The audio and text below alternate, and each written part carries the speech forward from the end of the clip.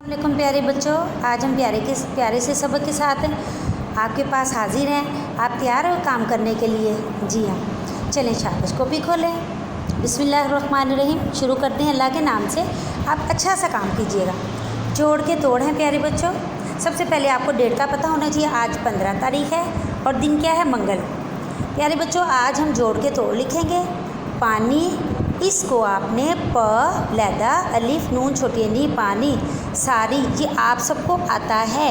आप सब ने तोड़ के जोड़ लिखने हैं। जी पढ़ें ज़रा मेरे साथ।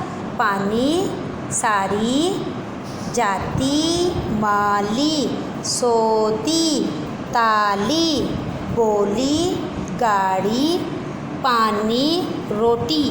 प्यारे बच्चों, इस सबक को आपने अच्छे से लिखाई में लिखना और याद भी करना है साथ। जी हाँ, प्यारा प्यारा काम करना है।